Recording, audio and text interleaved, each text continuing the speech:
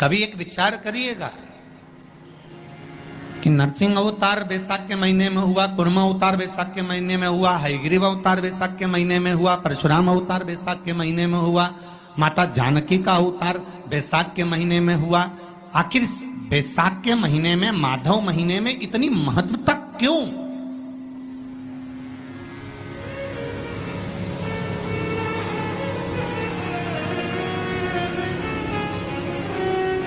बैसाख के महीने में पड़ने वाली एकादशी, चतुर्थी, प्रदोष,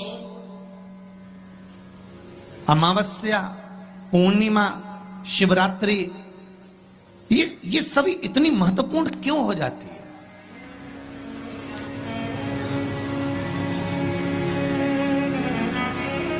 इसकी महत्वता इतनी प्रबल क्यों हो जाती है?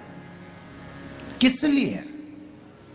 क्योंकि बैसाख का जो महीना पड़ता है, सूर्य की संपूर्ण तपन, सूर्य देव अपने पूर्ण तेज के साथ में, पूर्ण तेज के साथ में मृत्यु लोक के निवासियों पर, चाहे जलचर हो, थलचर हो, वायुचर हो, चाहे जो जीव हैं, उस पर जब किरण फेंकते हैं तो संसार का जो मनुष्य है उस पर जब ताप पड़ता है तो ताप पड़ने के कारण उसके मुख से भगवान का नाम निकल ही जाता है, स्मरण नाम निकल ही जाता है। जब उसके मुख से भगवान का नाम निकलता है तो वो भगवान की शरणागति खुद ग्रहण कर लेता है स्वयं।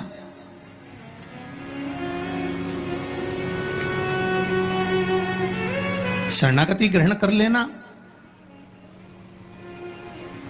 बैसाख की पोथी पढ़ते हो आप लोग? आप में से अगर कोई पढ़ता हो बैसाख महीने की पोथी, तो उसमें एक वर्णन आता है, साल हो गए हो, संतान नहीं हो, 25 साल हो गए, 20 साल हो गए, संतान का सुख ना हो, और डॉक्टर ने कह दिया कि कोई बहुत बड़ी बीमारी किसी व्यक्ति को है, रोग बड़ा, बीमारी बड़ी है, और उस बीमारी का कोई हल, उस रोग का कोई हल नहीं दिख रहा, कोई हल नजर नहीं,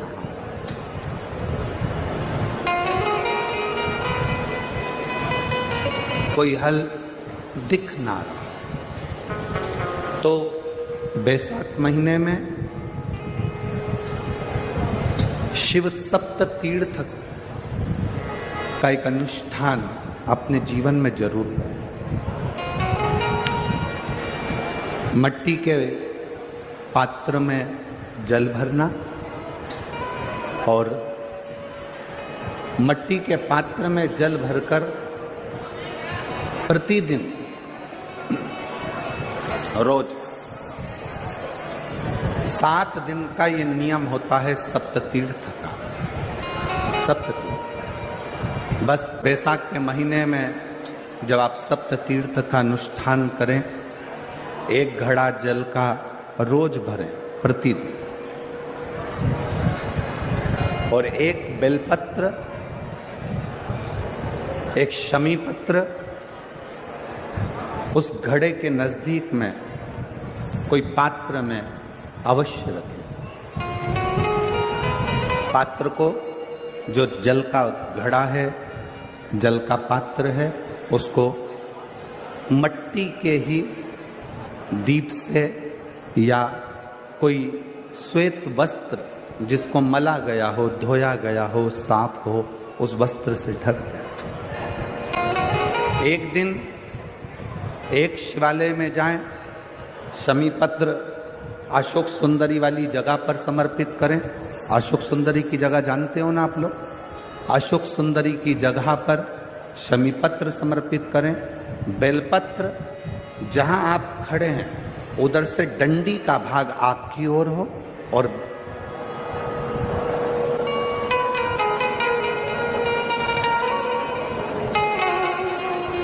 जहां आप खड़े हैं वहां डंडी का भाग आपकी ओर हो और बेलपत्र शिव जी को समर्पित करा जाए।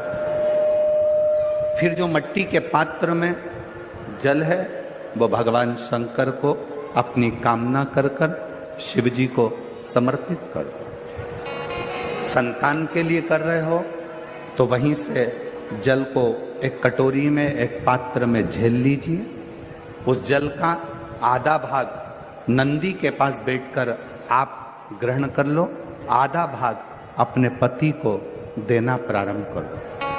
कोई रोग के लिए कर रहे हो, किसी बीमारी के लिए कर रहे हो तो वो जल आप अपने घर की देहली में प्रवेश करने के पहले अपने मुख में उसको ग्रहण कर लो।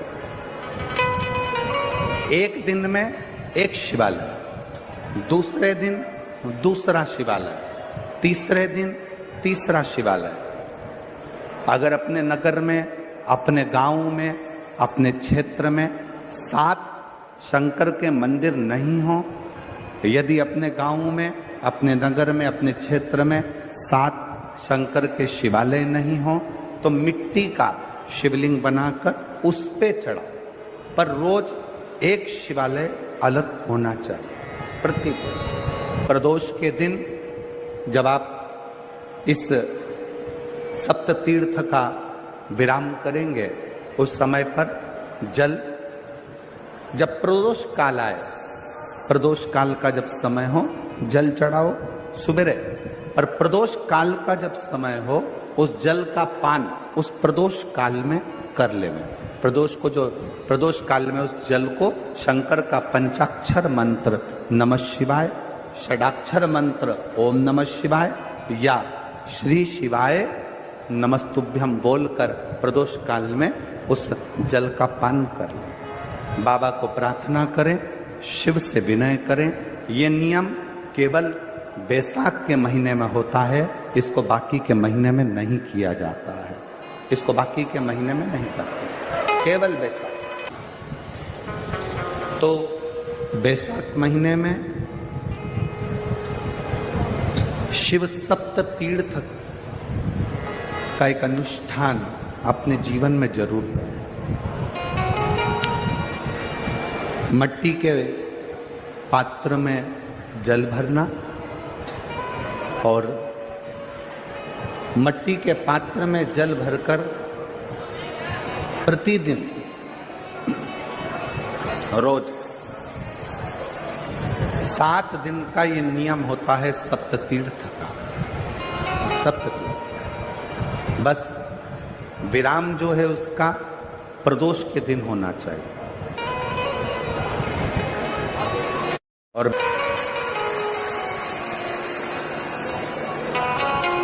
शिव सप्त तीर्थ का जो नियम है वो अपने जीवन में धारण करें। और हम तो कहेंगे शिव महापुराण की कथा श्रवण करने वाले प्रत्येक बेटा बेटी से, शिव महापुराण की कथा सुनने वाले प्रत्येक शिव भक्त से हम तो कहेंगे कि शरीर में कोई रोग नहीं भी है, संतान की प्राप्ति नहीं भी चाहिए, उच्च शिक्षा के लिए आप कर रहे हैं, अपने जीवन की खुशहाली के लिए कर रहे हैं, तो शिव का सप्त तीर्थ अनुष्ठान अवश्य करें, अवश्य, और अपने जीवन को सार्थक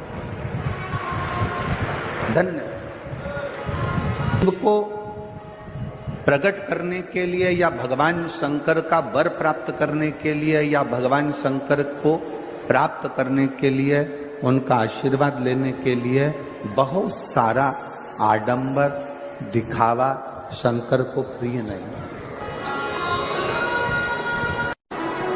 बेलपत्र का मात्र एक पत्ता अगर भगवान शंकर का पंचाक्षर मंत्र नमः शिवाय, षडाक्षर मंत्र ओम नमः शिवाय, श्री शिवाय नमस्तुभ्यम कहकर मात्र एक पत्ता आप अगर शंकर के शिवलिंग को चढ़ाते हो तो वो 1.25 करोड़ पत्र के बराबर अपने आप हो जाता है। अपने शिवलिंग के बराबर 1.25 करोड़ शिव बेलपत्र के बराबर एक पत्र हो जाता, एक पत्र।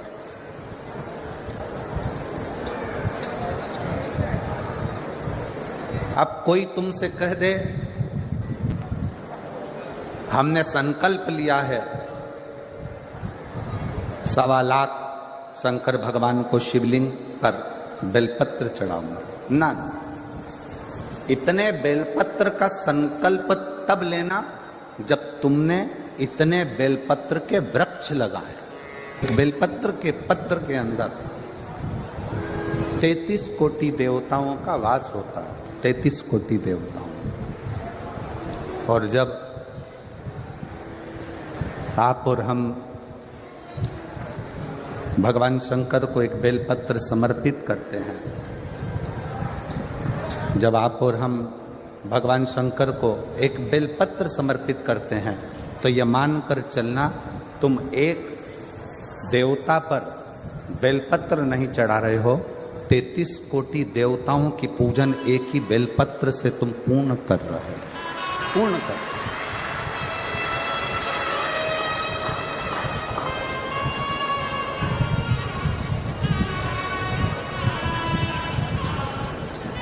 सारे देवताओं की पूजन, सारे देवताओं की आराधना, सारे देवताओं की अर्चना तुम एक बेलपत्र से पूर्ण कर ले, एक बेलपत्र। आप स्वयं भाग्यशाली हैं, आप स्वयं किस्मत वाले हैं।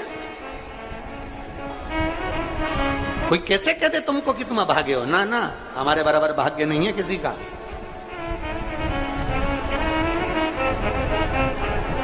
तुम्हारी ग्रह खराब है, तुम्हारे ग्रह खराब है। संभेश्वर महादेव का नाम 7 कनेर के पुष्प, कितने? 7 कनेर मालूम है? ये रोड पर जो जाते हो डिवाइडर में पीला पीला फूल लंबा, जो कि पशु पक्षी कोई नहीं खाता, जहरीला फूल माना जाता है। कनेर के 7 फूल, एक बेलपत्र। जिस समय पर कनेर का फूल बेलपत्र के साथ चढ़ाया जाएगा तो 7 कनेर के पुष्प सीधी बेलपत्र पर आपको रखना। 2-3 प्रदोष कर कर देखना। अगर कोई आपसे कहे कि आपका भाग्य ठीक नहीं चल रहा, आपकी किस्मत ठीक नहीं चल रही, आपके ग्रह ठीक नहीं चल रहा है, आप भाग्यशाली नहीं हो, पहले तुम वहां से उठ जाओ, उसके बाद में देवाधिदेव महादेव के पास 7 कनेर के पुष्प एक बेलपत्र में रखकर नंदीश्वर के पास में बैठकर श्री शिवाय नमस्तुभ्यम बोलकर अशोक सुंदरी वाली जगह पर स्पर्श कराकर भगवान शंकर पर 7 फूल के साथ बेलपत्री की डंडी अशोक सुंदरी की साइड हो, ऐसा स्मरण करते हुए शिव को समर्पित कर दे।